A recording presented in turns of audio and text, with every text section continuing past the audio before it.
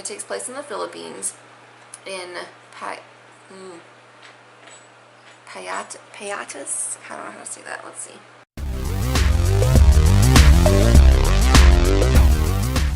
Hey, this is Megan in the restricted section. Today I'm going to be doing a review of Smaller and Smaller Circles by F.H. Batacan, or Batacan. I still have not figured out how to pronounce that, so I apologize. I don't have a copy of that book. I borrowed it from the library and I took it back, so I don't have it. But I will, in the thumbnail of this video, I'll post a picture of the cover so you can see what it looks like. But this book, Smaller and Smaller Circles, I read for my Read Harder Challenge for an author from Southeast Asia. So this book is kind of a police procedural or crime novel. So it's not a genre that I would typically read very often, so I think that was the point of the Read Harder Challenge, so that's awesome. Mission accomplished. So in this novel, it takes place in the Philippines. It takes place in Payatas, Quezon City, in the Philippines. So apologies if I pronounce that incorrectly. I looked up how to pronounce it. I don't know if it's accurate or not. But anyway, it takes place there. Someone is mutilating and killing young boys. I will say that there may be some trigger type stuff if you've ever experienced any kind of sexual abuse or if that sort of thing triggers you. There may be some triggers in this book, so maybe either be mindful of that before you start reading it or maybe stay away from it, just so you know. Someone is mutilating and killing young boys and leaving them in a trash dump. So they're cutting out their organs, their genitals, and cutting off their faces and leaving them there. And the main characters, the protagonist in the novel, are two Jesuit priests. And one of them is a psychiatrist or psychologist. He sees people for individual sessions. The other is a forensics expert. And so this novel is a little bit unique in that it's also kind of a social commentary in addition to being a crime novel. So I don't know much about the Philippines, so I don't know much about the accuracy of what was depicted in the novel. But from what was depicted in the novel, they had a lot of trouble with the police department doing their jobs correctly and processing evidence and actually following through on figuring out crimes and finding the culprit and what have you. They also had a problem with kind of lack of resources. They didn't have a fingerprint database like we do here in the U.S.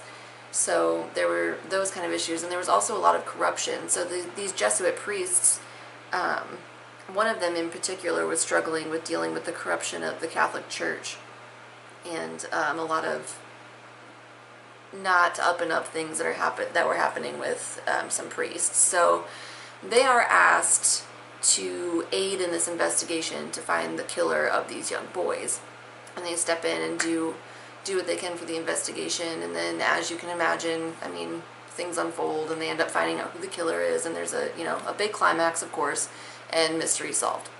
So it was a little bit predictable, I will say that. The mystery wasn't particularly hard to figure out who done it, and it wasn't overly suspenseful, so I wouldn't really classify this book as a thriller, but I do think that it was very well written. It was very descriptive. Sometimes it was not. It was descriptive, but what it was describing was not something that I wanted to picture. So yeah, the descriptions of things I think were done really well. And it was interesting. I liked the social commentary portion of it. I liked that it was kind of highlighting not only, these crimes and who did it and what's going on, but also the political climate in that area and the corruption of the church and the difficulty that those things pose in solving these kind of crimes. Because a lot of times, obviously the corruption and the ineptitude of the police force really fucked a lot of things up for these, Jesuit priests as they're trying to figure out what the hell's happening. So, and they had to really find ways to work around the system instead of working with the system in order to get anything done. So I thought that was really interesting. And I really liked the two main characters. I liked the two priests. So Gus and Jerome, both priests. I really liked them. They were both highly intellectual. They were both very caring and passionate individuals, even though it looked differently on each one of them.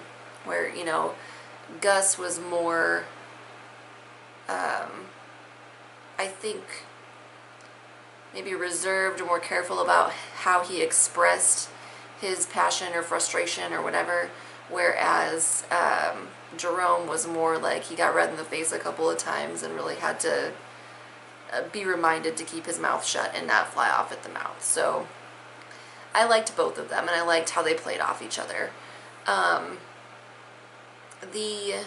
Once the killer is revealed, his story is an incredibly sad and tragic one.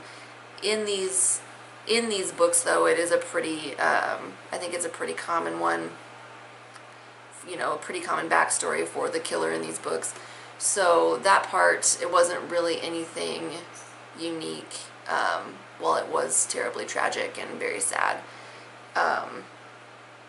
So yeah, all in all, I think this was a pretty decent book. I gave it 3 out of 5 stars, which for me means that I didn't love it, I didn't hate it, and just felt kind of somewhere in the middle. I thought it was alright. But yeah, it was an interesting book to read, and I was reading that it is kind of known as the first Filipino crime novel. I don't know if that's accurate, but I think that's really interesting. It actually won the Philippine National Book Award. But yeah, so I think that was really cool. And I think it was a good choice for my Goodreads challenge for the author from Southeast Asia category. So I'm glad that I read that. I will post the link to the Goodreads page for this book if you guys want to check it out, because I think that page will probably do a better job than I did of describing it. So if you'd like to take a look at it. So that's it for me today. As per usual, there will be some links down below where you can find Sue and I elsewhere on social media if you are so inclined. If you're not already subscribed to the restricted section, you should probably do it. We're pretty awesome. And that's it for me, so I'll see you next time.